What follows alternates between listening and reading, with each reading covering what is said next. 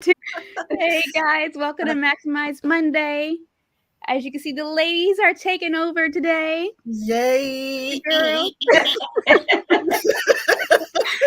here with Pastor P and Reverend Tiffany, who are no strangers to the Bethany family. But if you are watching for the first time, if you ladies could just introduce yourself so everyone knows who you are. Okay, I'm Pastor Prescott from Bethany Baptist Church here. We are the Transformation Church in Lindenwold, New Jersey. I'm Reverend Tiff. Nice to meet everybody. Yes, I'm going to go ahead and share also. Absolutely. Yes. Don't forget to click your share buttons, let a friend know to tune in. And if you're watching for the first time, type VIP in the comments so we can give you what we like to say, Bethany love, and just welcome you here to everything that we're doing online. And if you guys don't know already, Reverend Tiffany and Pastor P are our stars of our Sound Mind panel. So what we do here. But I'm just excited that you guys are joining for Maximize Monday. I know, right? As we celebrate Women's History Month. That's what it's all about. Women power. The truth is out. We can do some stuff too, y'all. Okay. Hey, Keisha, we see you there. Thank you so much for sharing today's video. Hi, Keisha. Thank Keisha. Hope you're having a great week so far. Also, for everyone who's tuning in, let us know where you're tuning in from so we can shout you out. You see Sister Adrian's tuning in. Hey, Rev and A, what's up? Hey, Rev. So glad to see you. But again, for everyone who's watching, let us know where you're tuning in from so we can say hello and really just be part of the conversation. This is what it's all about, being able to talk to each other and just have good dialogue, right? Mm-hmm. So it is Women's History Month. Pastor Nick and I kind of started this topic last week. Okay. We were just sharing about, I guess, my experience of what it's like to be a woman in leadership, in business. So that's how I want to start things off with you, just to get a little background of what your experience has been like. Because I know both of you guys are in leadership, but then you also have your own businesses with Pathways and SOAR. And Pastor P, I think you have an events business, right? So if you could talk a little bit more about what your experience has been like on that. I'll go first. My experience has been pretty well for the most part, not without challenges. And looking back over it, the challenges were necessary to get me to where I am today. Mm-hmm. But for the pastoral role, one of the biggest challenges for me is, let me be diplomatic. There still exists a level of chauvinism. Mm-hmm. And there still exists a level of a lack of respect for female preachers. Mm-hmm. And when I say that, I have been in settings where I may have been the only female preacher in the room, other males, mm-hmm. and it was like they would kind of try to minimize me to the secretary. Oh, honey, can you go get some coffee? Mm-hmm. I have no problem. Don't have no problem serving anybody, but you're not gonna call me honey, right? Mm-hmm. It's a wonderful thing to be a secretary, but you're not going to try to minimize who I am. Right. So for me, I have had to learn that's a great challenge. And I have had to learn to assert myself respectfully. Mm-hmm. Because sometimes when they go low, you don't want to go high. You don't. Right. Sometimes you just want to do the right. Can't do that, right? So and then you know how you're in a situation, and after you leave the situation, you say, I should have said, and I should have said, and I should have said. Me. So I had to learn to think on my feet, be respectful, and just say, I will absolutely get you some coffee, but it's Pastor Prescott, not honey. Not honey, not babe. Recognize. Don't do that. Don't do that. I don't know you. Mm-hmm. Another one of my greatest challenges, I would say, if I was to be honest, is learning to speak up for myself. Yeah. Yep. Because, sometimes I find as a female, if we're not careful, we get kind of timid, like, well, I don't want them to think I'm title conscious, or I don't want them to think this, or I don't. No, you have to learn how to speak up for yourself. You have to learn how to, without being braggadocious, extolling your virtues. Absolutely. Beautifully said. Mm-hmm. These are my accomplishments. This is what I like to do, so forth and so on. So I think sometimes we have to kind of push ourselves to be assertive in situations when we need to be assertive. Mm-hmm. That does not mean telling people off. That does not mean being aggressive, but it's just letting people know I'm in the room. Right. Mhm. Right. Mhm. I Pastor T, concur. I feel like I don't even know what to say. you also identify with that. I actually feel like, Pastor P has done this a lot longer than me, so she's kind of like where I'm hoping to get to, right? I think that Amen. when you're earlier on, you still struggle a little bit with Yep. that, like Mm-hmm. I don't know what to say, or like Yeah. are they gonna say, or are they gonna then am I gonna lose opportunities for trying to stand up for myself and advocate for myself? Or it's like a lot of balancing, especially as a woman when you're in the room with like corporate America and people that are men and have been in positions of power for a lot longer. And you come in and they look at you like you don't really belong there, like you're third wheeling it into Yep. the room. Yeah. And speaking up for yourself and also learning to be a leader and being confident in that sometimes is a challenge, especially when, for me, one of my biggest challenges has been leading people older than me, and especially older women and older moms and have been married longer than me, or whatever the case may be, and me trying to give them instruction and them getting offended. Yeah. Right. Kind of giving the eye like, I got grandkids. Right. Right. Yeah. And that has, it's not really, sometimes I think the women are harder on us and give us a harder way to go Absolutely. than the men, and Absolutely. kind of, want you to kind of stay in your place, even though you're in leadership. And that has been, for me, one of the biggest challenges is other women kind of looking at you like, I don't care who you are. Yeah. Yep. I'm going to do it my way. And you having to let them know, okay, this is my business. Right. It's going to And be you done know this yourself. way. Yep. And learning to kind of stand in your role and not be afraid to be Right. who you are Yep. and do what God has called you to do. Yep. It can be Because hard. you're right. It comes from both ways. It really does. Because I mean, we're going to keep it 100, right? You don't always have the support from the sisterhood like you think you should. Yeah. Or like you thought you would. And then you have the men that are, chauvinistic or think you don't look like a preacher. Well, what am I supposed to look like? So they kind of draw conclusions and have an idea in their mind of what you should be without even knowing you. And then I think the flip side to that is, as ladies, we have to be careful that when we're in corporate type of settings, we want to make sure that we're looking the part. Absolutely. Right. Yeah. Sometimes we're offended that they make remarks that we don't like. And it's not, I'm not saying it's right. Right. But we have to understand the assignment and look the part for where we're going. Absolutely. So if you wear all this and eyelashes and there's a place for that. Right. When you get to a corporate setting, there's a place for that. Right. Yeah. Right. So absolutely. For those watching, I want to make sure that you guys know we want you to be part of this conversation. So also share your experiences of what it's been like, whether you're in leadership, if you own your own business, share in the comments as well. But I really wanted to hit. I'm sorry. Can I say something? And Reverend Tiffany, going back to you when you said sometimes people don't give you the respect you deserve because you're younger. That's a lack of respect, right? And I think you hear people say respect is earned, and that's true.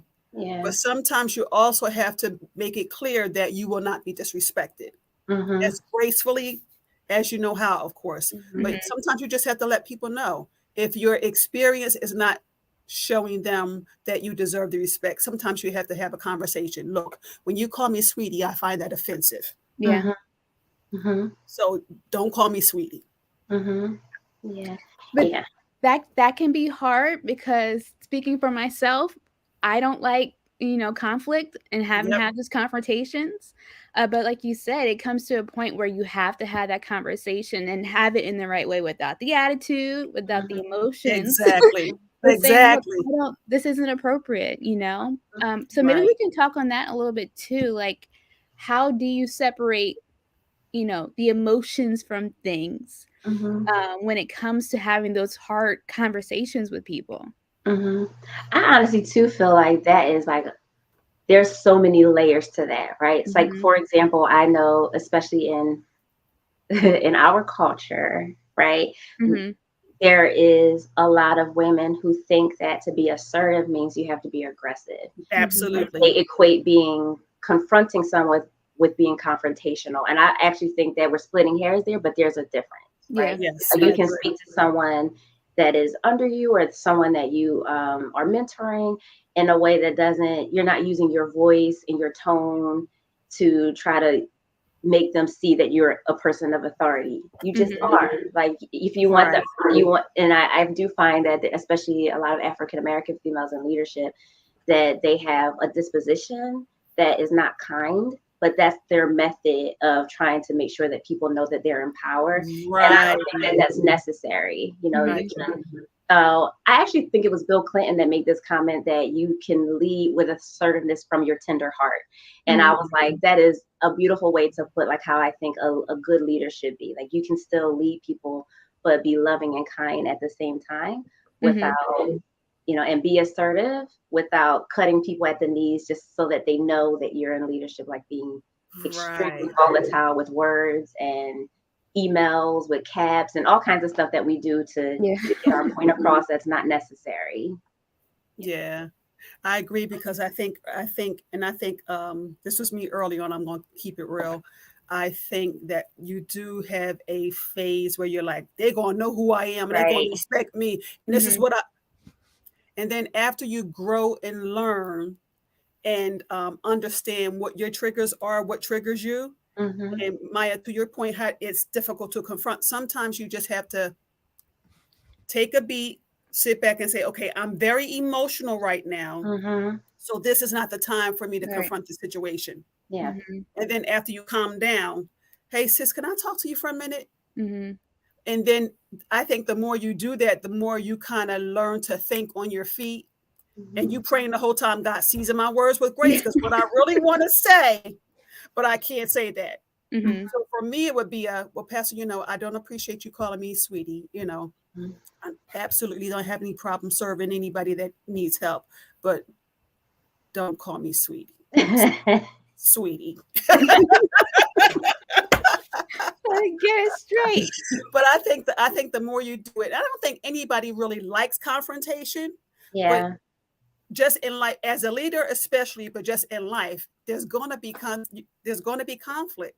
And we have to learn how to confront people without being aggressive. Aggressive is, you're going to respect me, but I don't have to respect you. Assertiveness is, I respect you and you respect me. Right. Yeah. So I respect you to speak to you kindly and in a way that's complimentary, just like you expect that from me. And I do think that part of it too. Oh, I'm sorry, Maya. No, go ahead. I was just gonna say, I think part of it too is those of us, me included, right, that are like shy away from confrontation too. I think it's because of also what we say to ourselves about the impact that it's gonna have, right? Is this gonna, like, now am I throwing a grenade into this relationship and to the whole culture that I'm trying to create? Am I gonna now ruffle feathers and they're gonna start targeting me and it's gonna create this big old mess and opposite of what I'm trying to accomplish? But I think our fears sometimes and anxieties and like our needs to be accepted, you know, come into play when it's not time for that, right? When you're running a business and it's necessary for you to be to confront someone or to be assertive. You got to kind of take your emotions out of it and your insecurities and get to the bottom line, you know, and do what you need to do so that you don't. I think sometimes the lack of confrontation, it makes you a doormat. People start walking all over you and they don't take you seriously as a leader. And then they start kind of running you and running your business for you and changing the complete dynamic. And we don't want that either. So it's like you have to speak up when it's necessary, but there's a way to do it. Right. That's a catch-22, right? It is. We have a question from Tiffany O'Reilly who asked, do you think some people, though, won't respect you no matter how kind you approach them because they are who they are, if I can put it that way? I absolutely agree. I absolutely think that no matter what kind of conflict resolution skills you have, some people just have it in their minds that they're not going to respect you. And that's what I was going to say. Oh, sorry, I didn't mean to cut you off. No, and in those kind of situations, if you can, you create boundaries. If it's a relationship, you can not have anymore, friendship, whatever, that's one thing. But, that's a difficult one because some people will, no matter what. They're like, I ain't giving that girl no respect. Yeah. And that's what I was going to say, going back to, being able to have those tough conversations. I feel like we can prepare ourselves to have those conversations, but then we're not necessarily prepared for what might come next from that conversation. Right. So making sure you're still maintaining that level head and not letting the emotions get to it, because you can't control how people are going to respond. Right. Right. Yeah. Well, and I think in leadership it's different, right? I think sometimes you have to be very strategic, and if you're saying things in a way to someone and you're not they still don't respect you, then you have some decisions to make. I think continuing to work with someone after you have been kind, you set your guidelines, you've been clear, you clarified again, you checked in, they came back and still disrespected you, you clarified, you checked in, and you were being respectful and doing your part, and the person is still not being kind of, coming along, then you have to make some tough choices at that point and document and we've had these conversations, because I think if you continue to let people cross boundaries, then that means you're not setting them. Right. And I don't know. I think we have to be clear about boundary setting, and in order to get the respect that we really want from people, Right. Because you don't want to leave the situation feeling like, you have a right to feel respected, and you don't want to leave the situation feeling like, dang, I let them walk over me again, or I let them get, I let them do it again. So you kind of, it's a process. Yes. But you just have to kind of build up yourself, know what your triggers are, and just sometimes you just got to take the plunge. Today is going to be the day. I also think too that, especially as women too, is that we dictate what we do with people and how we treat them based on whether we like them or not. And in business, you can't think like that. Like, we can have different personalities. We may not agree on certain things, but are you getting the work done? Are you productive? Are you, that's, we don't have to necessarily be friends. We should be friendly, but we don't have to be friends or like one another for us to make sure that everything else is where it should be. I think sometimes we feel disrespected because we don't like each other. We don't necessarily get along. That's fine. Right. Is the billing done on Friday like it's supposed to be? Okay, I'll see you next week. Right. Have a great weekend, and we can keep moving. But sometimes I think as women too, we let our personalities get in the way of our work, and we start to have personality conflicts, and we let that dictate how we're treating one another and how we're performing. And no, we can't do that, especially in business and in leadership. Exactly. And that's another part of setting boundaries and being in leadership. You have to understand that everybody's not going to like you. Yeah. And it's just reality. You could do nothing to offend them. Some people just not going to like you. And it's okay. Like Reverend Tiffany said earlier, as long as we get the job done and we're respectful to each other, I'm cool with that. Right. Right. What's that saying? It's not personal, it's business. Right. So keeping that in mind, like, we all have roles to do, and not to let our personal feelings or lack thereof get in the way of things. Right.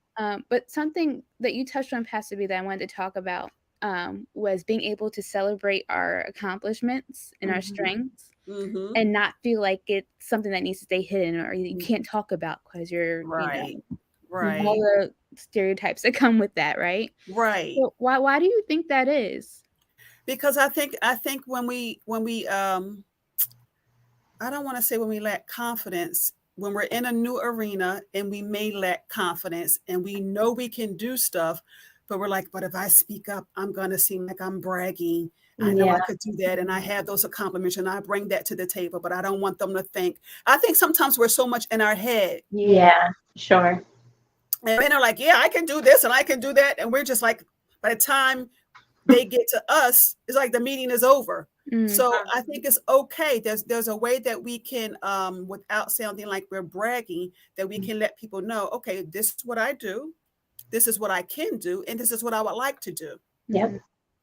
And I mean, for me, there's no real formula. You just got to have to kind of build up the confidence to know that, just like John Smith's talking about what he can do, Mm-hmm. I get to talk about what I can do. Mm-hmm. Because Mm-hmm. John ain't got no problem. Yeah. He take up most of the meeting talking about what he can do, right? So I think I think it all boils down to, once again, just building confidence and knowing that you bring something to the table, and Mm-hmm. that what you bring to the table adds value, just like it does with your male counterpart. Mm-hmm. Mm-hmm. Mm-hmm. Do you Amen. think, Pastor Peter, that works too, like in settings where there's like many women, and without that blowing up? Because, like you said earlier, like we have a tendency not to celebrate one another enough, and that if you have one person in the conversation talking about their accomplishments, that there's a little bit of a side eye from the Yeah. room, in certain settings with oh, here she go, and Right. how Right. how do we continue to, like, celebrate our own accomplishments without worrying so much about other people's perceptions and comments or I think you just have to acknowledge that that just comes with the territory, agreed. you know, because, you know, everybody wants people to like them. We Mm-hmm. all do, right? But Mm-hmm. the reality is, it's not going to happen. No. And I think you just have to accept that all those things, people begrudging your accomplishments, people who don't appreciate your success or where you are, it's sad, but that all comes with the It territory. does. Yeah. It's really sad. And then what it does is it for me, it caused me to work more on myself, because I said to myself, okay, I can't control what they think, what they say, how they feel. I Mm-hmm. can't control what I think, what I say, and how I feel. Mm-hmm. Mm-hmm. So I started focusing more on me, what I can control. You know, my own self-awareness and emotional maturity, and not, somebody said in the chat, not overthinking things, and Yeah. not, kind of adding to the conversation stuff that's not even there. So Mm-hmm. that's stuff that I've had to work on, and I still have to work on. Mm-hmm. Yeah. So I think it's a lifelong process, but I think you just have to start somewhere. But you Mm-hmm. have to understand that everybody's not going to feel you. Mm-hmm. Absolutely. Mm-hmm. And that's probably been what one of my major challenges has been. It's just like that idea. Like I come from that idea of like community over competition. There is room for all Mm-hmm. of us Right, to be Mm-hmm. right. successful women, Mm-hmm. whatever industry that we're in. And I learned very quickly that that's not the case for everyone. So like I don't get it. Like why? Right, Just why? right. Why Mhm, can't we just be a support system to each other? I mhm, see you winning at your goals. I see your mhm. success. Why can't you celebrate me on mine too? So Yep. maybe you guys can shed some light on that, because I still just don't get it. Reverend, can you throw your I doctor hat share. on that one? I second it.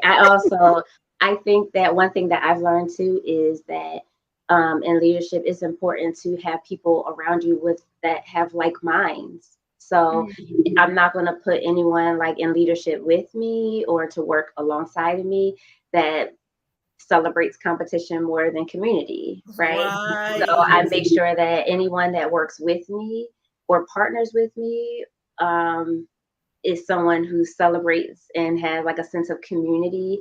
Right. And I can see that in their daily life. I can see that in their work ethic. I can see them in their disposition in staff meetings Mhm. and meetings at church, that they have a sense of community. And that's extremely important to as you're building. Not join yourself with people who are also going to be your competitor. I feel like that's just not smart in business or in leadership, is like putting people in positions of authority who are competing with you, or Right. who can't Right. celebrate what is happening. Like it took me a long time to get, to start adding therapists to Pathway because of that, because Wow. I want a sense of community. And I had interviews, I've researched, and I've been on Indeed looking for a therapist, and it was like, no, no, no, no, no, because I could care less what their experience is. Right. I'm Right. absolutely only connecting to people who understand the culture of the organization and are coming for the organization to win, that Mhm. are thinking we, not me. Right. Yes. And I think that's important when you're looking for, when you're trying to grow, is making sure that people connected to you, there's like-mindedness in there. Right. You're right, because I think sometimes, Reverend Tiffany, when you're starting a new venture, new ministry, whatever, sometimes you're so starved for help that you will kind of just like, okay, come on in, let's just do this. But I appreciate that you wanted like-minded people to be a part of, what you're doing. I think that's important. Yep. Especially when you're like still building from the ground up. If that foundation isn't secure, you can't expect for anything else on top of that to, be solid too. So I agree with that wholeheartedly. Like it's so important that there is that like-mindedness and building that. And that takes time. It does. It does. Especially when you are like starving for help and support, which I think is something else that we were going to talk about too, is like when you're looking for support, you will just like take people that are like, oh, I'll help you. You're like, really? Could you come on Saturday? Right. And they're like, sure, I'll come on Saturday. And then you realize that they're messy. And you're like, oh God, I got this person to help. They are ruffled feathers and they over there cussing somebody out. And I got to go put out fires. And you're like, oh God, and next time I got to make sure that I vet these people before I add them to my team. But like sometimes you got to calm yourself down and let God take you through the process before you start like pulling in people that don't have your heart, that don't have your vision, that don't share in the same mission. And you just save yourself a lot of damage that way. Even though it takes longer, it's worth it. It's worth it. It's worth its weight. Because then you end up doing more work if you don't do it that way. Cleaning up after people. And sometimes that's worse. Absolutely. Yeah, doing damage control. Yeah.